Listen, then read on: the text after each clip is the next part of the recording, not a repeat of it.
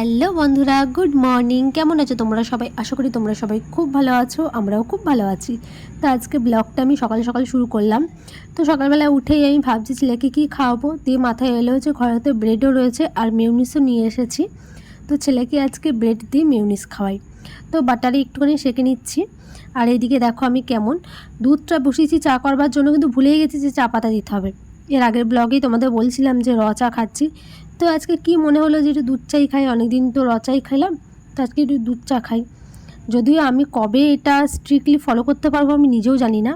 তো যাই হোক, এখানে আমার চাটা হয়ে গেছে, রুটিগুলো সেঁকা হয়ে গেছে। এখানে আমি মাকে বললাম যে মা তুমি চাটা সেঁকো, আমি ছেলেটাকে পাউরুটির মধ্যে একটু মেয়োনিজটা দিয়ে দিই, দিয়ে ওকে চটপট করে খাইয়ে নিই, নাহলে আবার দেরি হয়ে যাবে। তো এখানে মার চা সেঁকা হয়েও গেছে, আর এখানে মা বিস্কুট দিয়ে চাটা খাচ্ছে, আর আমি ওকে মেয়োনিজটা দিয়ে দিই। তারপর ওকে আবার খেতে দিতে হবে, আর খেতে তো জানোই ও কতক্ষণ সময় লাগায় তার ঠিক নেই। তো চলো, মিউনিসটা আমার পাউরুটির মধ্যে লাগানো হয়ে গেছে, এবার ওকে দিয়ে দিই, ও খাক, ও টুকটুক করে খাক। ততক্ষণে আমি আবার এখানে চা বিস্কুটটাও খেয়ে নিই। আর এখানে দেখেছো ও পাটায় ঝুলিয়ে বসে আছে, ওর পায়ের মধ্যে না একটা সেই লোম ফোড়া বলে না, সেরকম টাইপের হয়েছে। এ দেখো আমি ওকে স্যাক দিয়ে দিচ্ছি একটু গরম জলে। আর এখানে না ঠিক মতো বোঝা যাচ্ছে না, কিন্তু বেচারার পাটা না খুব ব্যথা করছে। ও আমাকে খালি বলছে মা পাটায় ব্যথা করছে। তো আমি বললাম যে ঠিক আছে, একটু গরম জলে সেক করে দিই, তাহলে দেখবে তোমার আরাম লাগবে। তো ওর কিছু হলে না আমার খুব কষ্ট হয়। যদিও সমস্ত সন্তানের মাদেরই সেম অবস্থা, কিন্তু ও জানতো একটু ভালো থাকে না। একটা মাস যদি ও একটু কন্টিনিউ ভালো থাকে, কোনো দিন আজ পর্যন্ত এই 4 বছর বয়স হয়ে গেল, কোনো দিন ও ভালো থাকে না একটা মাসও। আর তোমাদের সাথে তো শেয়ার করাই হয়নি, এই যে এই কড়াইটা আমি নিয়েছি, এটা বিশাল থেকে, মানে আমার বোন গেছিলো ওর বরের সাথে শপিং করতে। তো এখানে ভালো ডিল চলছিল, এখানে কড়াইটার দাম হচ্ছে 400 টাকা, কিন্তু এটা 300 টাকায় পেয়েছি। এই দেখো, তো আমাকে ফোন করে বললো, ও জানে যে আমার এই সমস্ত জিনিসে প্রচণ্ড মানে নেশা কিনবার। তো আমাকে ফোন করে বললে যে এরকম ডিল চলছে, তুই কি নিবি? আমি সঙ্গে সঙ্গে বললাম যে ঠিক আছে, আমার জন্য একটা কিনে নে। তো এটা খুবই সুন্দর, ছোটো পাড়া, এখানে লুচি ভাজা না খুব ভালো হবে। আর এটা না ওয়েটটাও ভালো ছিল, ভালো ভারী। তো চলো এটা আবার তুলে রেখে দিই, দিয়ে এখন অনেক কাজ বাকি আছে, সেই কাজগুলো করব। আর ছেলেটা ড্রয়িং করবে বলছে, ওকে ড্রয়িংয়ের জিনিসগুলোও পেরে দিই। এই যে ও বসে বসে এখন ড্রয়িং করছে, ও করুক। আর এখানে দেখো কত জামা কাপড়, সেগুলো আমাকে এখন সব ভাঁজ করতে হবে বসে বসে। তো এইগুলো আমি এখন ভাঁজ করে নিই।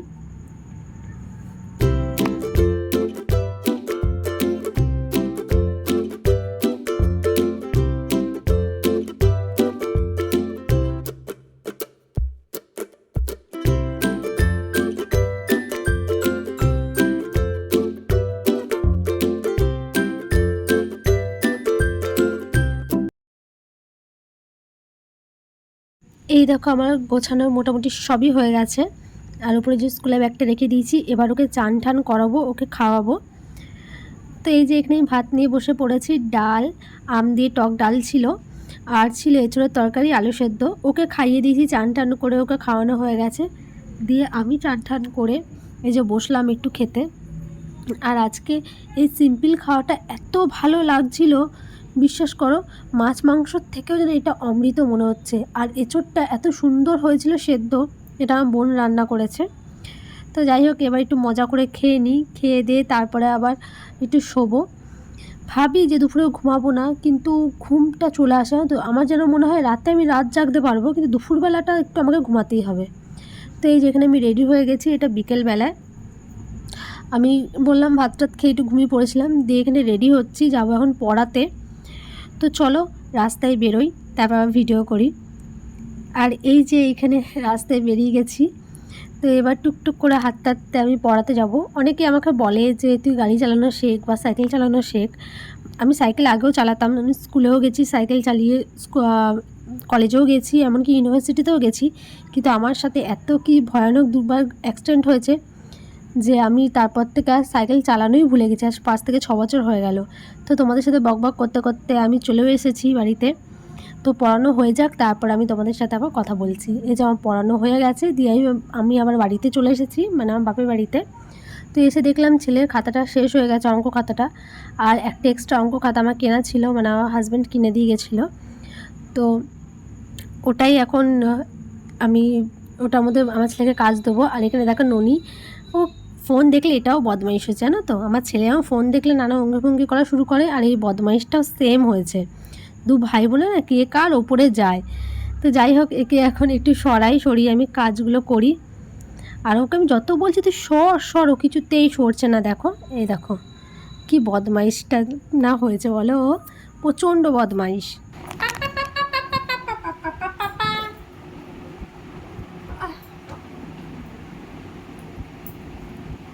আমি দাদাইকে কাজ করতে দেবো না, কাজটা দেবো না, দাদাই পয়সা করবে না।